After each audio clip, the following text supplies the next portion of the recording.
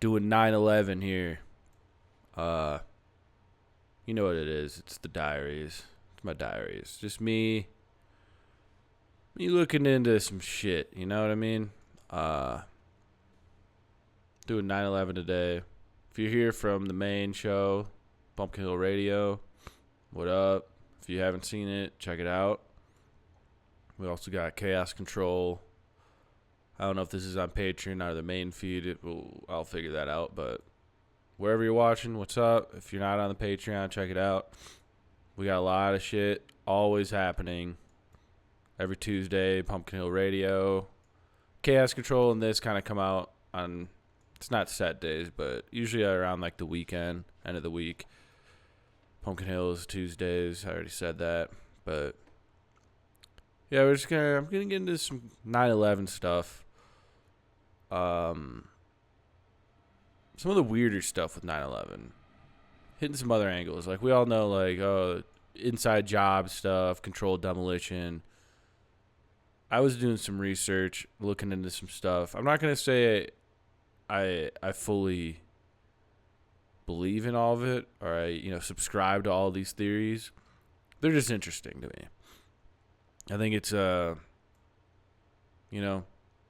like to question it all, and people are really out here analyzing different videos, looking up different ideas about it. I wanted to start with the Masonic symbolism, the occult symbolism, the numerology of it, because I just think it's like 9/11 comes up in a lot of things, with like predictive programming, with just the occult symbolism. So yeah, let's read into this a little bit. It corresponded with the start of the age of Taurus and the age of Pisces, associated with the fish. This means 2 ages, Taurus and Aries, lasted 4,000 or 2,000 apiece. 2,000 years after Jesus' birth was the year 2000. Obviously, therefore, 2001 was the first year of the age of Aquarius, according to this calendar. The Masonic Royal Arch picture shows the lion, ox, eagle, and man. They represent the zodiac signs of Leo, Taurus, Scorpio, and Aquarius. The Royal Arch also shows 2 pillars, 2 towers connected by an arch. This is a symbol of the alchemical marriage. The pillars symbolize the masculine, feminine, yin-yang dualities within man, which must be united to attain higher consciousness. The arch and keystone unite the opposites. Why is it about higher consciousness? Because according to occultists, consciousness increases as ages advance towards the golden age. This is why they have the cardinal zodiac ages in the middle of the archway. They symbolize the 4 seasons of the cyclical calendar. Atlantis would be the last golden age in this scenario. 2 pillars of duality. A 2-pillar duality is a symbol that takes multiple forms in masonry, including the double-headed eagle, the checkerboard floor, the square compass, the hexagram. Example, the hexagram is made of up and down triangles. The Twin Towers, let's look that up quick.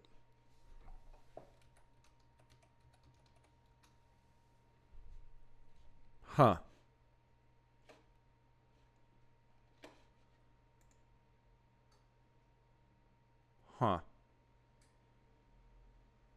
Okay.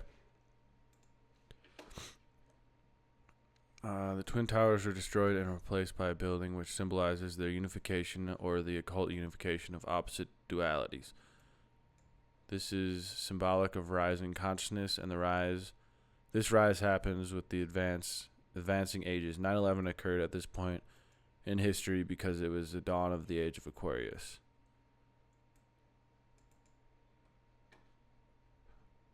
Freemason. Even more curious is that Anderson's passport expires September 11th. So this is in the Matrix, which cannot be a coincidence, nor can it be passed off as mere happenstance. To this author, this Kabbalistic date allegorizes the start. I'm sorry, guys. I need to get better at reading. The start of the age of Aquarius and the conclusion of it. If I don't read these words, I mean, you blame me? You blame me? I'm not the smartest guy out here, all right? I'm just trying my best. Thus, announcing new order of the ages birthed by the pains of destruction, death, and turmoil, as according to the Bible, all new ages begin. From the last word, it's sending me information. Under the sign of fishes, all the symbology of Christianity is connected with the fish. Jesus is called a fisherman. Is he? I guess I never heard that, but that's interesting. To be his disciples, and told them he would make them fishers of men. The bishop's mitre is in the form of a fish's hand. That's like the thing. The fish is a prominent emblem of tombs. It's like the Pope's hat is also kind of a fish symbolism. Mega ritual. Specifically chose December 14th. Thread predicting the false flag because it was 11 days before Christmas. Oh shit, getting the Sandy Hook.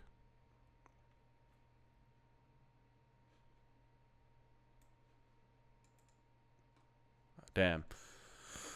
So, I just thought that was kind of interesting. Let's get into some more stuff here. So, this is always funny to me. Various conspiracy theories allege that certain institutions and individuals had foreknowledge of the September 11 attacks in the United States. That's kind of just true.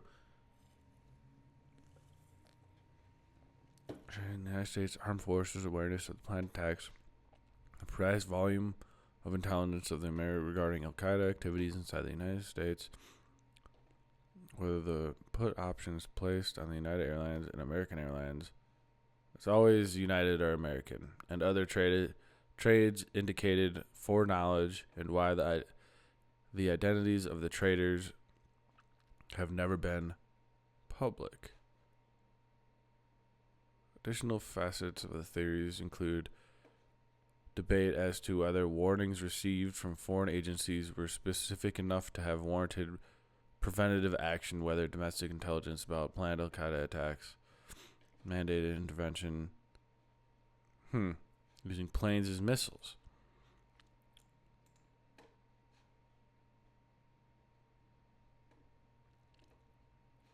Could have predicted that they would try to plan airplane as a missile.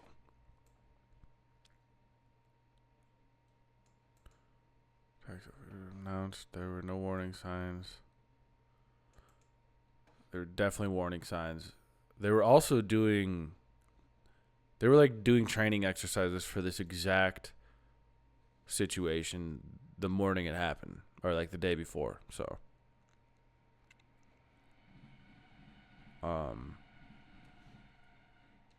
yeah, it's just interesting.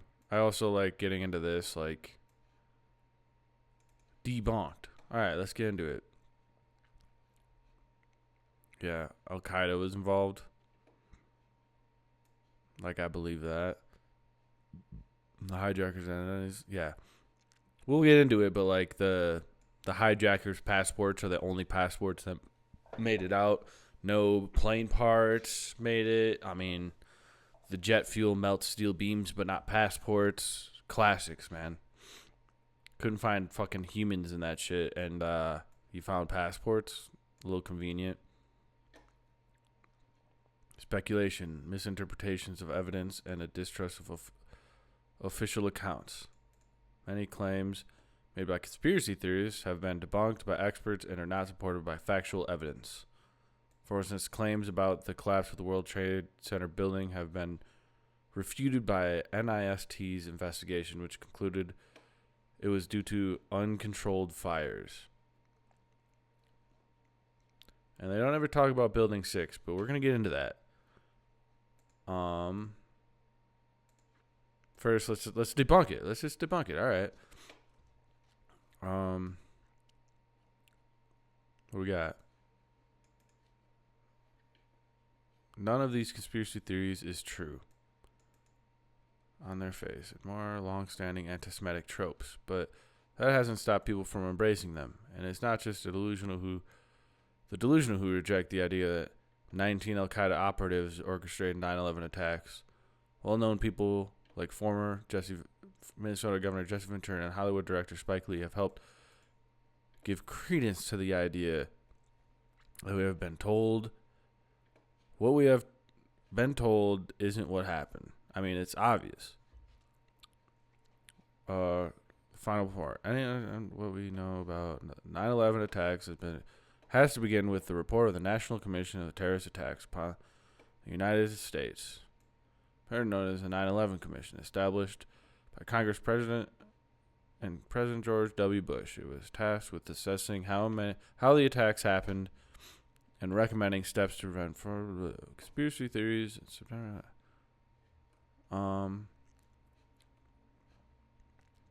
Planes flew into the Twin Towers cannot have brought them down. Therefore, their destruction must have been the result of explosive spread. So 15 years ago, Nova, the PBS documentary series, decided to see whether that claim could withstand scrutiny. The show interviewed Shyam Sunder for the night. Let's look him up.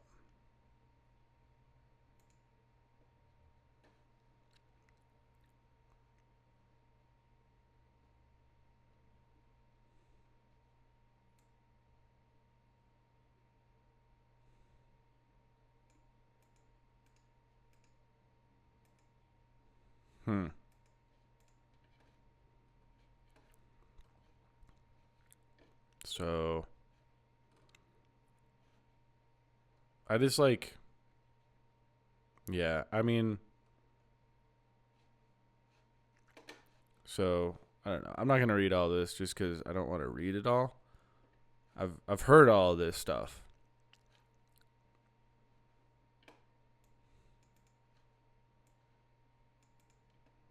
Yeah. Because we're just going to get into it, all right? Because I wanted to, kind of show that side of it.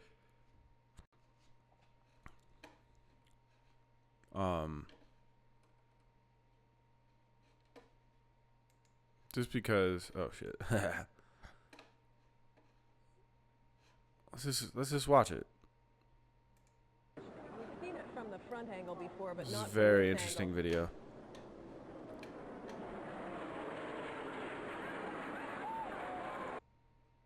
So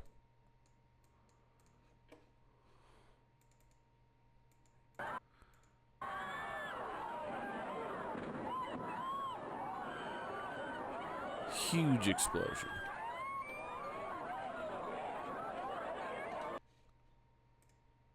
Not from this angle.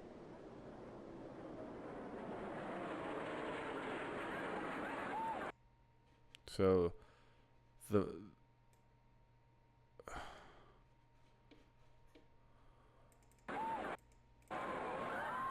yeah. As you, I don't know. You can see it just doesn't quite. This building's way the fuck back there. And. Alright, we're not gonna watch that. So. Let's watch this one too.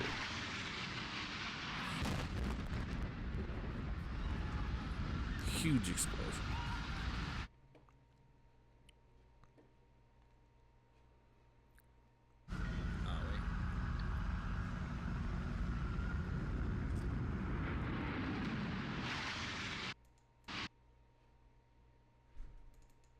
One thing is okay.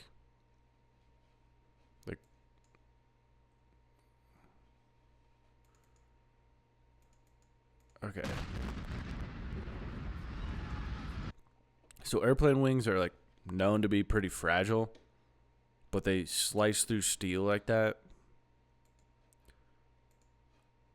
So we're gonna watch this analysis here. Let's just get into it. South World Trade Center Tower on This guy breaks it 9/11, down better than I was. 2001.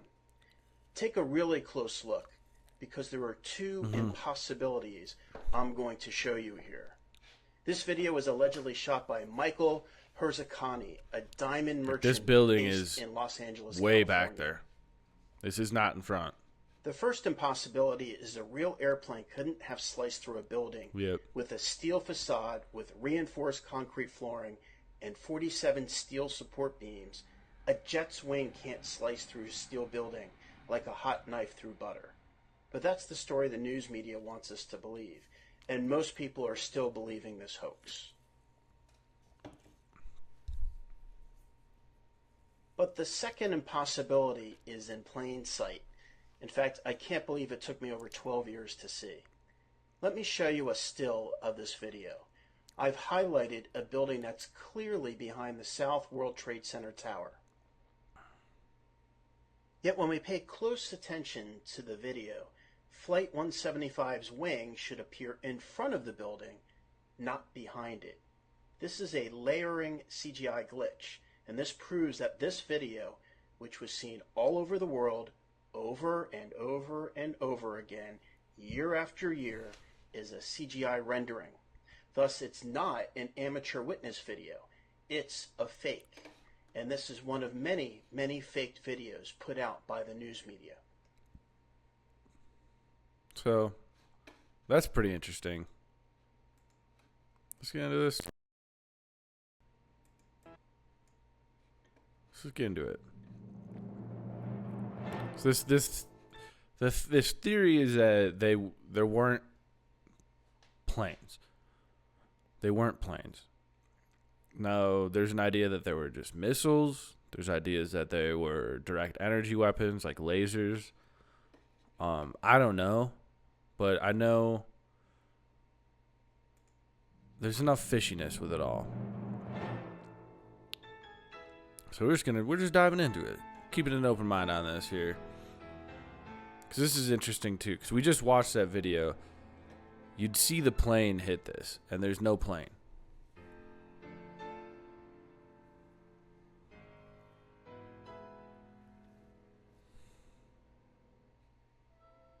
Startling, rarely seen footage from the Brooklyn Bridge has rekindled the debate on whether the 9/11 used hijacks and ferry planes, or simply fairy tales, on that fateful day. We'll present you the evidence and let you make up your own mind. First, we need to verify exactly where this footage was filmed from, so that we can identify and compare camera perspective with the official flight trajectory and evidence to make sure the buildings could not have been in any way obscuring any ferry plane. Here we see clearly the person is standing left of the Samadurai building. They're in a car on the road, but just further down ahead on his left, we see the distinct 333 Pearl Street.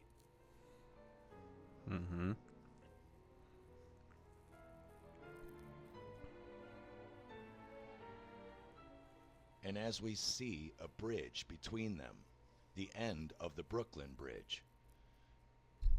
Just to the right of the World Trade Centers from the camera's perspective, the white Tartarian Woolworth building with the distinct top dome. And just the to left, Tartarian in building. front of the World Trade Centers, the black rectangle tower of One Liberty Plaza. Samadurai on the right, Brooklyn Bridge on the left, 333 Pearl Street, One Liberty Tower, Woolworth Tower, World Trade Centers. This is the camera angle we are watching. Samadurai on the right,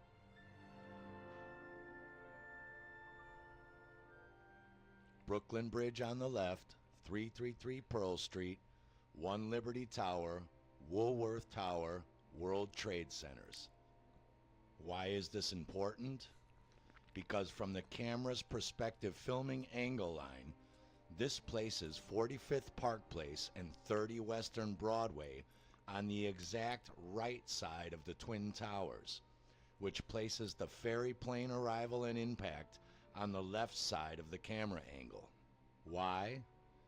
because the official 9/11 NIST, or rather MIST report, tells us that 45th Park Place and Murray Street, 3 city blocks further from the towers, is where both an engine and landing gear from the second ferry plane was found, if you can believe that, after striking through the South Tower at such a speed that both went flying through the solid steel column core of the building and landed there without disintegrating.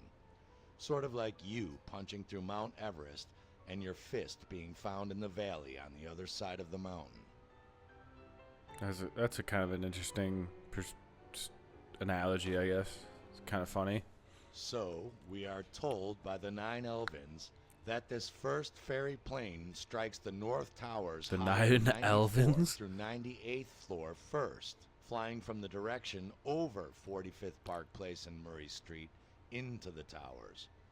Or rather, from the right side of the filming camera's perspective angle, traveling left into the towers. So far, so good. And then this second ferry plane strikes the second South Tower on its lower 78th through 84th floors from the opposite direction, from the left side of the camera's perspective angle to the towers heading to the right, sending the engine and landing gear flying even further right 3 blocks away, landing on 45th Park Place and Murray Street from our camera's view. Interesting. So again, from our camera angle and perspective, we will clearly see the second ferry plane come in from the left side of the viewing screen and strike the South Tower from left to right. Let's watch it in real time. I definitely don't see anything. You'd see something, right? Did you miss it? Let's watch it again, closer.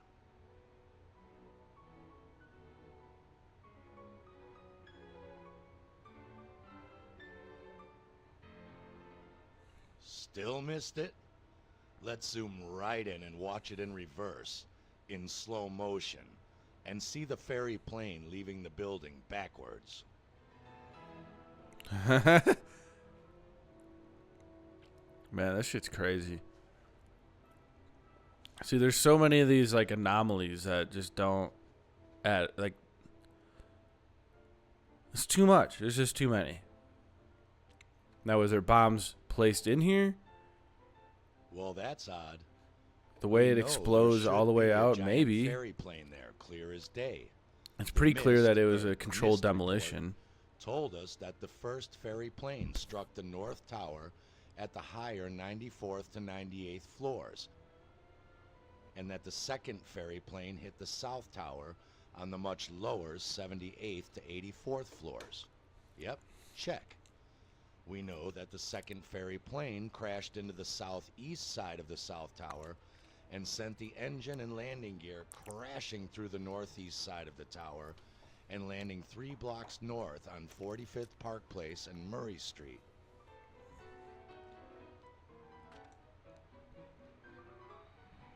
And there certainly is an explosion right there.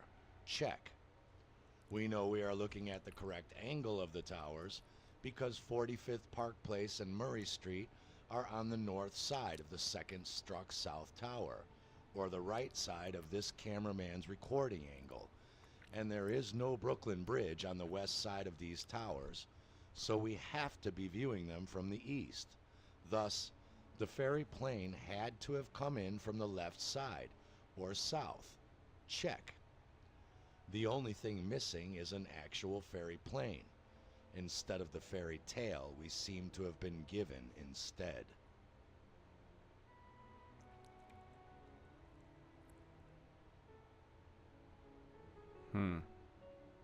By the way, this massive thing is a Boeing 767 engine. And no, those are not midgets. They are full-sized adults. I don't know what this tiny 1.5-foot engine, the size of the Murray Street sign, belongs to, or what it's even doing there. I suppose you could ask the 9 Elven Is Fairy Project Gelatin art students who line Whoa. the entire 91st floor with dozens of giant boxes filled with BB-18 electrical fuses and repelling ropes. Maybe that little engine was part of their project, but that's none of my business. Huh.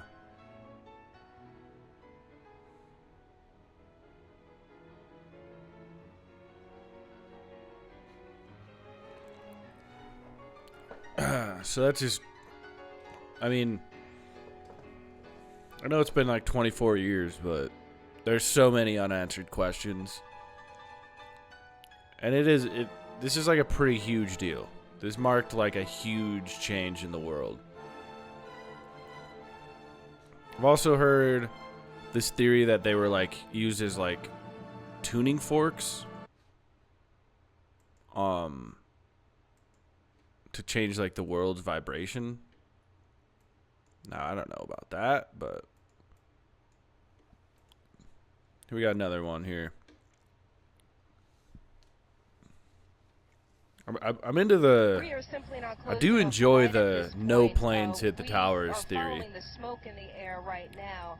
There are several boats and watercraft, as we can see in the river right now. We'll try to get a better vantage point and see what we can see on the ground. It's a little difficult from the air because the buildings kind of shadow the streets, but no doubt a lot of activity on the ground right now.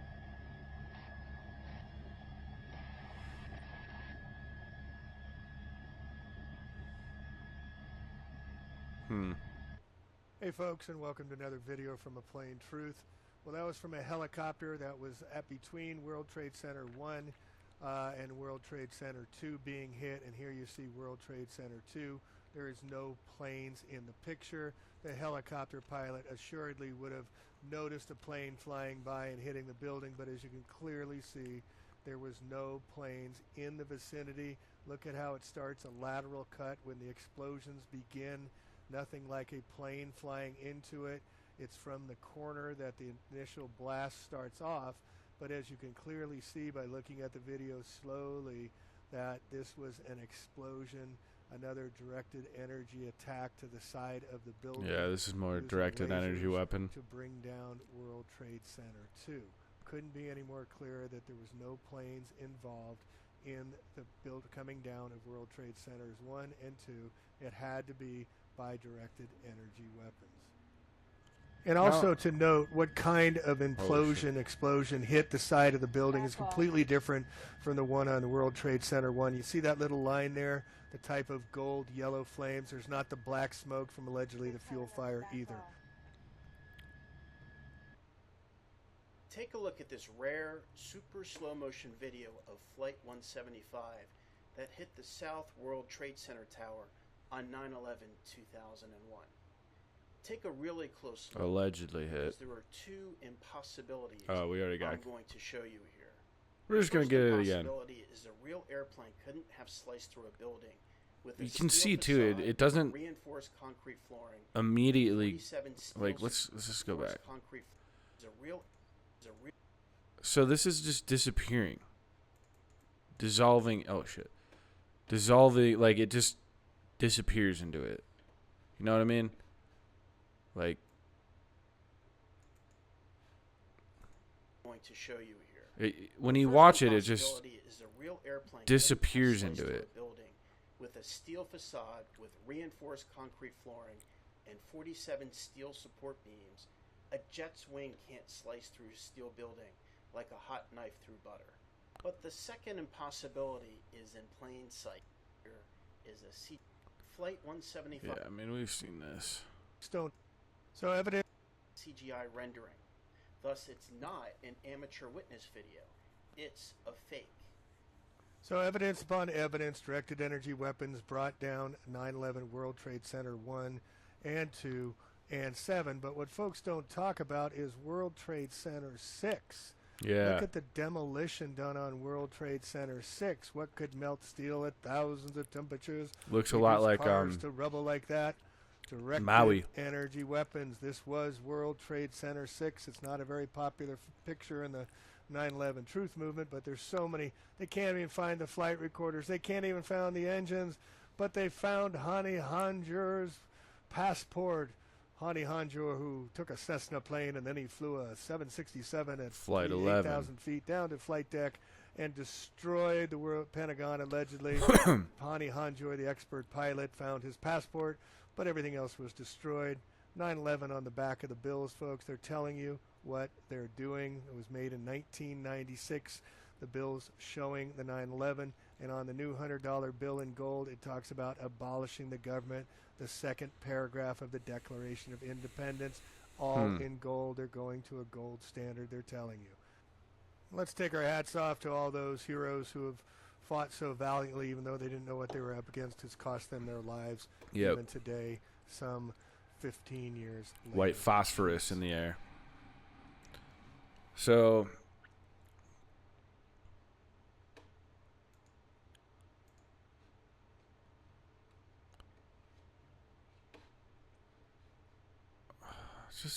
just some interesting stuff too.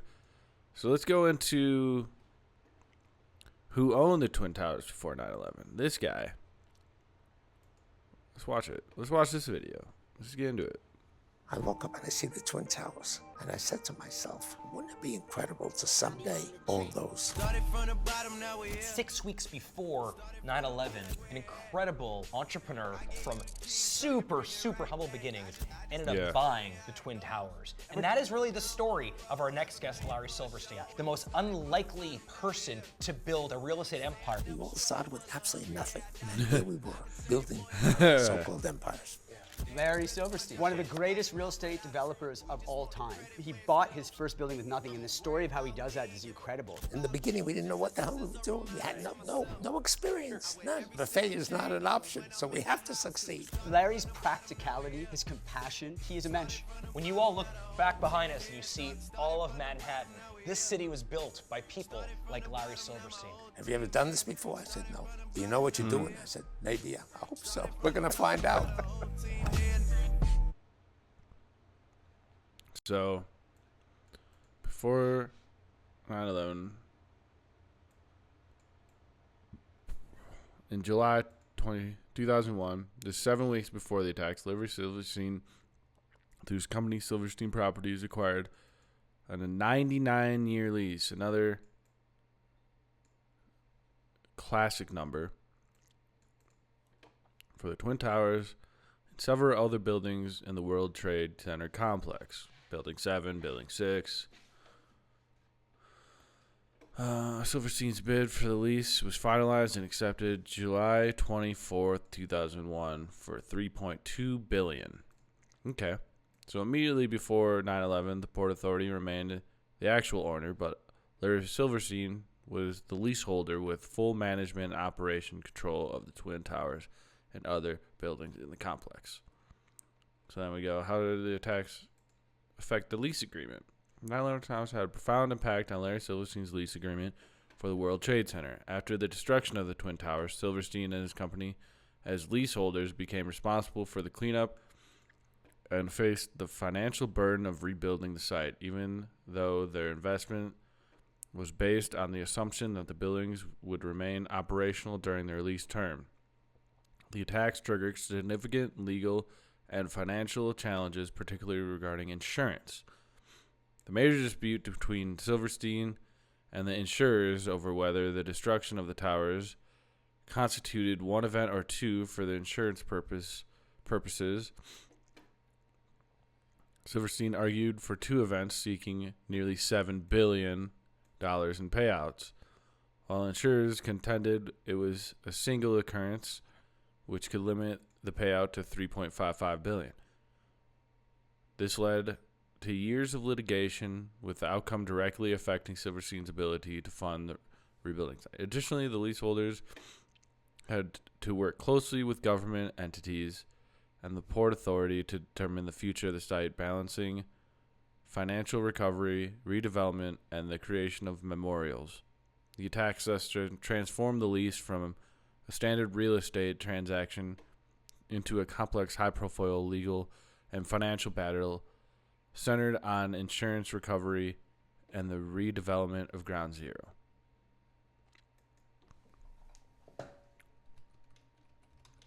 All right.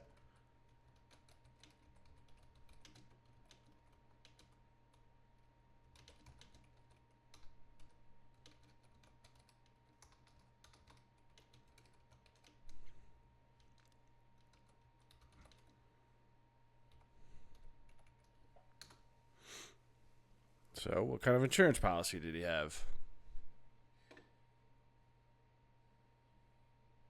4911, the insurance coverage of the World Center was complex and not fully finalized. When Larry Silver signed the 9-year lease in 2001, he and his insurers were still negotiating the details of the insurance package. Instead of a fully executed policy, Silverstein was binders which temporarily documents confirm coverage until the full policy term formalized.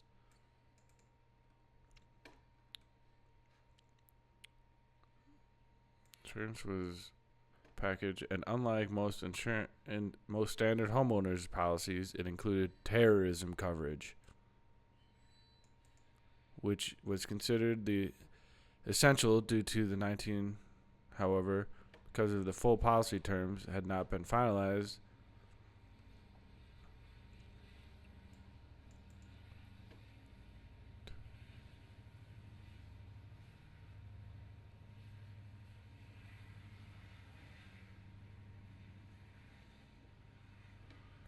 Final policy term is still under negotiation at the time of the attacks.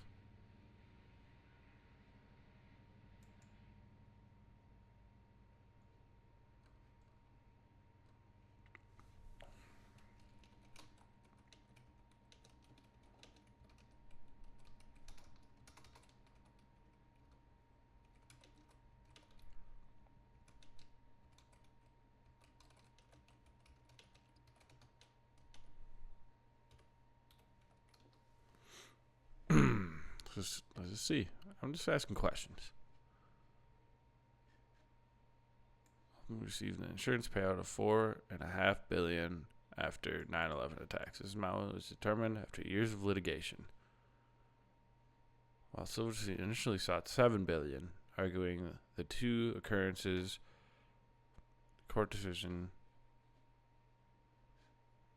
So he made $1.5 billion off it.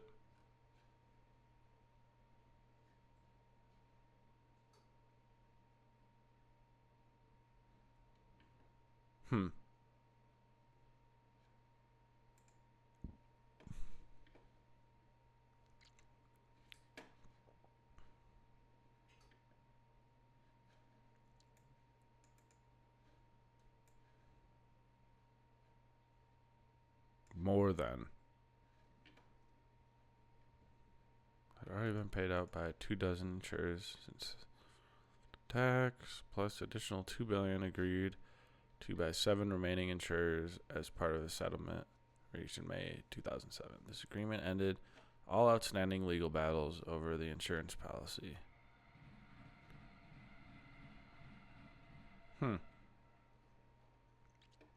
Interesting.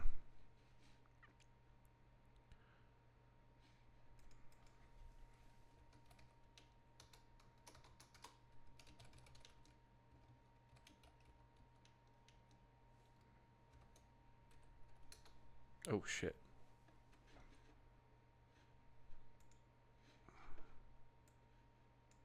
Well, I get it anyway. Ladies and gentlemen, in this video, I'm going to be going over a very interesting story. It is the story of the dancing Israelis.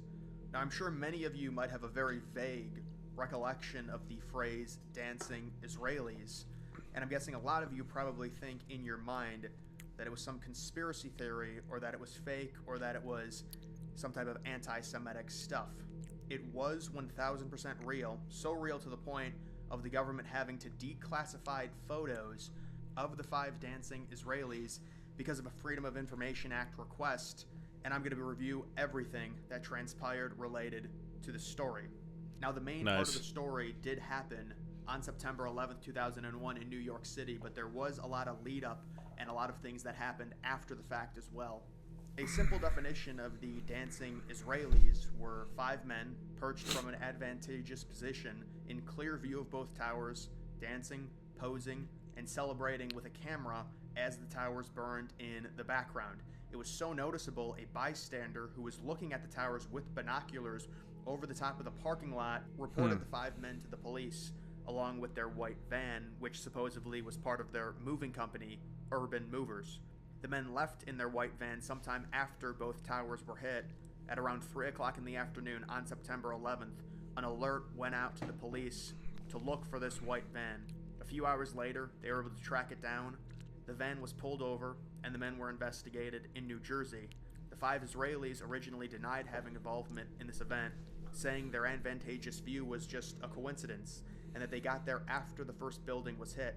However, it was later reported that the white van was seen there at around 8 o'clock a.m. Eastern Standard Time before the first plane was hit.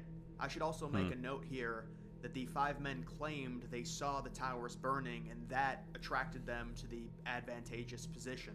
The U.S. government has confirmed that there are photographs that exist of the 5 men smiling, laughing, and even in one instance, holding up a lighter right under where one of the towers was burning. There were around 80 total photos. The arrested Israelis were caught with money in their socks and tested positive for explosive residue in their van and on their clothing. The company that they worked for, Urban Movers, was later found to be a shell company started by another Israeli. When the FBI went to question him 3 days after September 11th, he fled to Israel. It was said that there was an abnormal amount of computers located inside the moving company's offices. They were all seized by the FBI. The 5 men were held for 70 days and then deported back to Israel, where they later admitted on Israeli TV that they were in New York City as Mossad agents there to document the event. The Mossad is the National Intelligence Agency of Israel. Like So CIA. how is that really possible? Israeli What those CIA. men were insinuating was that at least a fraction of their government would have had some prior knowledge of September 11th, which would have allowed them to get in position and in an area with a view of the towers, which then enabled them to celebrate as the towers were burning. And remember, they originally lied. It wasn't until they were deported off U.S. soil that they told the truth on Israeli TV. The moving company was set up for a specific reason. We know this because it immediately dissolved after September 11th when the FBI started questioning the Israeli owner. Many people have tried to make sense of this and explain it away. A common belief is that the men were happy and joyous to see September 11th because it likely meant U.S. involvement in the Middle East, potentially hurting Israel's enemies. I guess that is an explanation for the happiness, which in and of itself is extremely dark, but it's not realistic considering everyone thought after the first plane hit the North Tower that it was a pilot error or some sort of accident. These men knew. And it doesn't really explain the situation. Here you have 5 men who have admitted to at least doing some type of recon mission in New York City under a shell company that was run by another Israeli that got immediately dissolved after September 11th. They would have likely known the day and the time frame when the event was going to happen, and then got deported from the United States, went back to Israel, and then admitted they worked for Israeli intelligence, trying to explain why they were in the position, ready and waiting for the towers to be hit.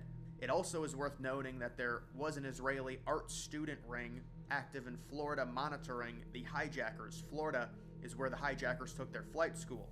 If you are unfamiliar, the Israeli art student ring refers to a controversial phenomenon from the early 2000s involving individuals often described as Israeli art students who visited U.S. government facilities, military bases, and the homes of federal employees.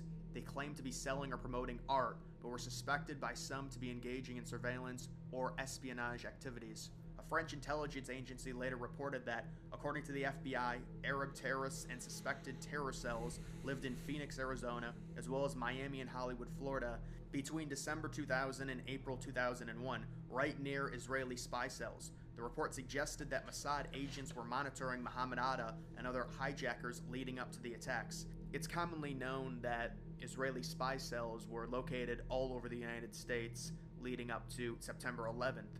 In August of 2001, 1 month before September 11th, the Mossad reportedly alerted the FBI and the CIA that up to 200 terrorists were entering the United States and planning a, quote, major attack on the United States. That is important information, but it doesn't explain the 5 men, the fake moving company, and the knowledge of the event happening at the specific time, at the specific place, targeting the specific building. They were cheering for a reason. That reason was likely this.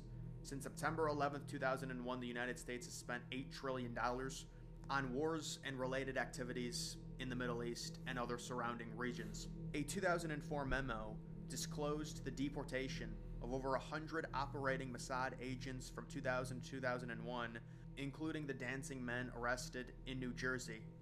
The memo goes on to detail the location of the Israeli spy cells in relation to the hijackers.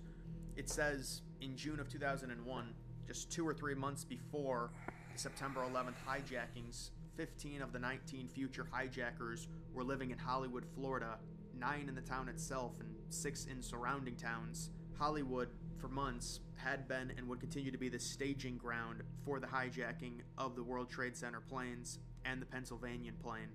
Among the Israeli groups, more than 30 lived in the Hollywood area, 10 in Hollywood itself.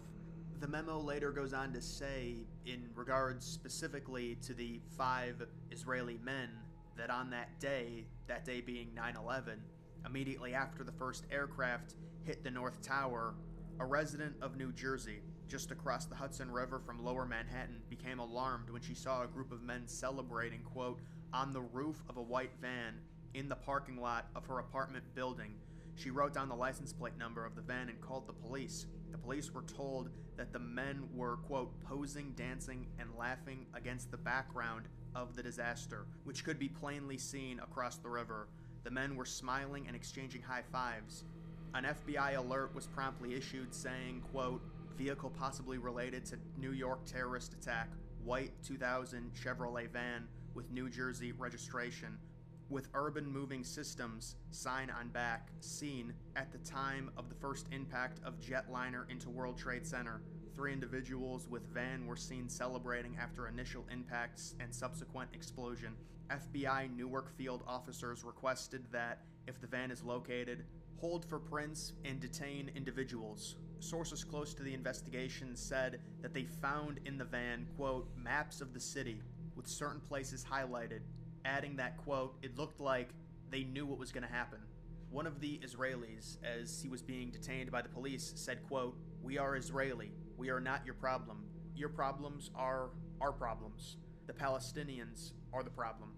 As for the Mossad warning to the United States a month before September 11th, it says, quote, the FBI and the CIA officials were advised in August that as many as 200 terrorists were slipping into the United States and planning, quote, a major assault on the United States. Mossad, however, was very vague and didn't give specific details on a date, time, or place on when it could potentially be happening. Huh. Oh, shit. Nope. Nope, nope, nope, nope.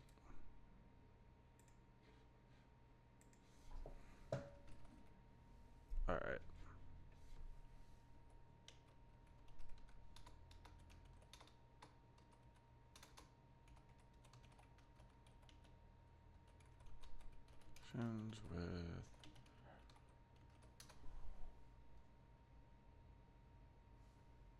With I'm just curious.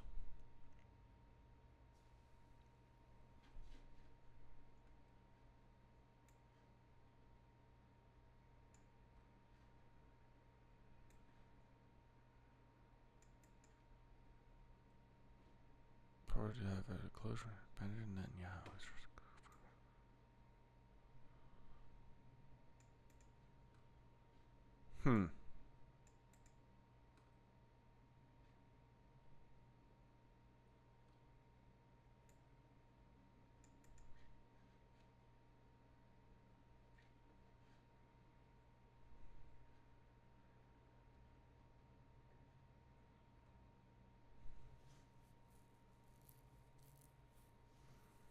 Interesting.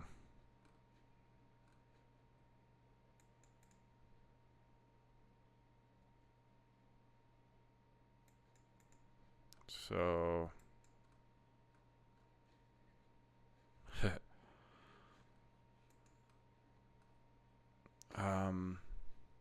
So I guess that's it. I don't know. I don't even know where else to go.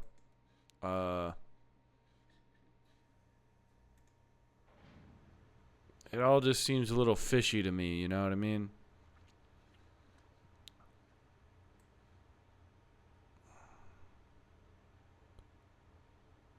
A little fishy to me.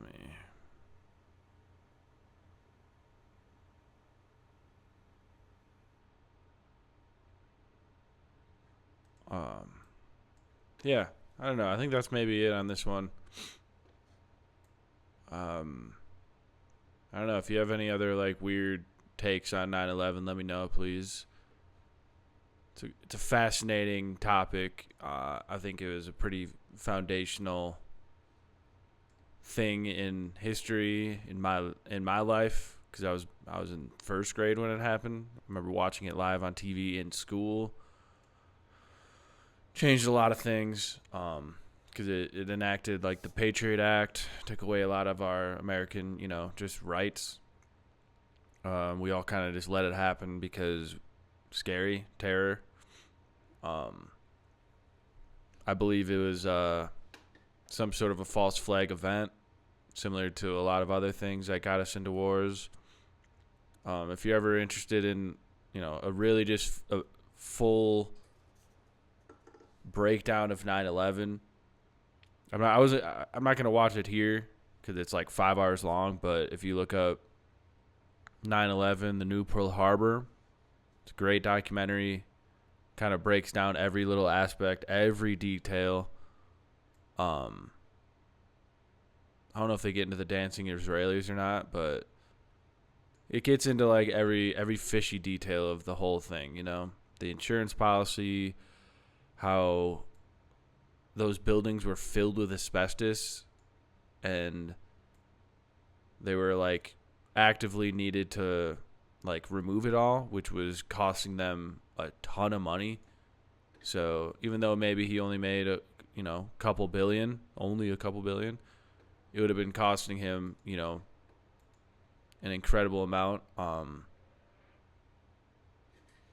This symbolism with it all, I don't know, man. I don't want to get like anti-Semitic on anything, but because I don't think Jewish people are bad, but I think like most things, like the Vatican covering up, sex abuse, other weird things, the governments, different, countries doing different false flags on people. I don't think Israel's immune to that. And I think the crackdown on like criticizing Israel as anti-Semitism is a way of just controlling speech, controlling at people sharing these ideas.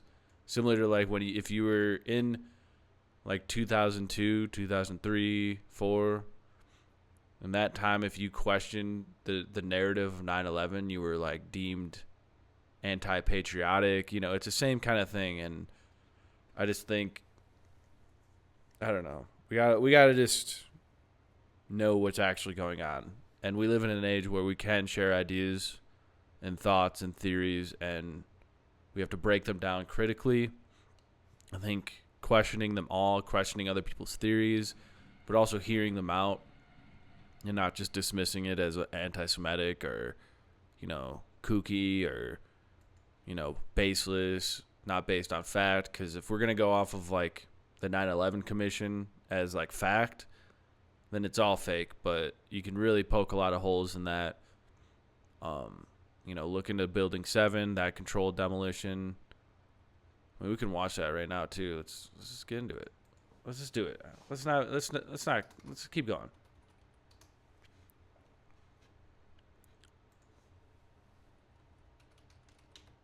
Seven collapse. So this is a Building 7 collapse. And they say it was uncontained fires that brought this down. Just like that.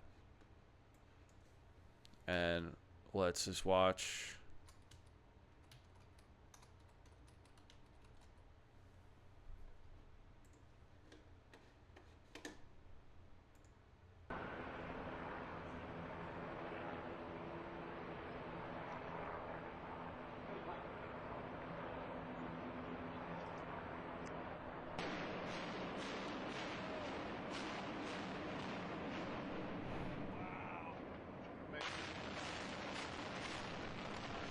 So, I mean, if that's not the same thing, if that's not exactly what happened on 9/11, I don't know.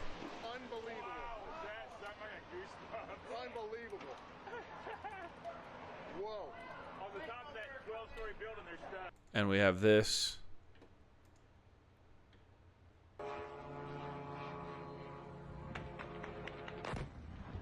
So obviously that's not the same size plane that hit the World Trade Centers, but it didn't bring this down. There's hardly any fire. It blew up, and that was it. A few different angles. Looks fine. Granted, not as big of a plane, but not as big of a building.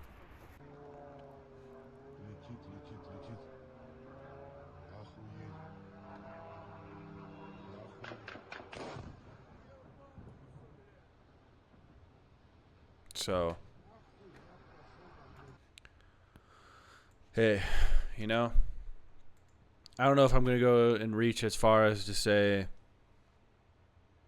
that planes didn't hit the towers, or that it was like a direct energy weapon, but it was a controlled demolition. Like, whatever happened to them to initially start those explosions, I don't know. But you can easily watch those buildings fall, and it is obviously a controlled demolition.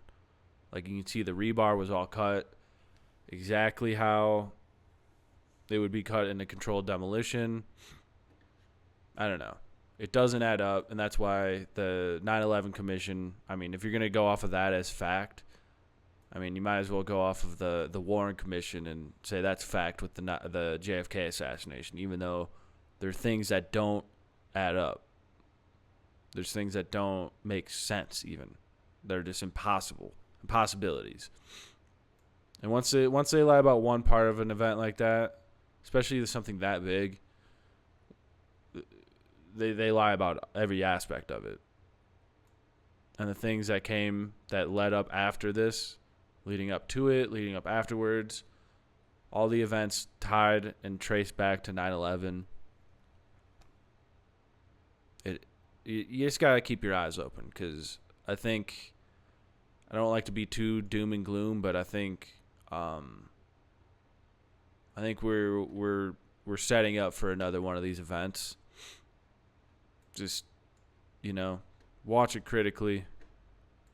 Don't let the fear consume you, and keep your eyes open. But yeah, I think it's good. I think that was good. I think we're good here. I might do another dive into 9/11 or some other thing. I want to do a JFK one too. Let me know if there's anything, if there's something you want me to look into. Oh, let's get into it. Yeah, this is just a bit of a darker one, but hey, thanks for hanging out. Check out Pumpkin Hill Radio. Check out Chaos Control. All the things we're doing over there on the main channel, on the main show. We've been working hard. Got a lot of stuff coming for y'all, but yeah, thank you. Hit the Patreon too. Subscribe, like it, share it. Yeah. Thank you. Thanks for hanging out. See you next time.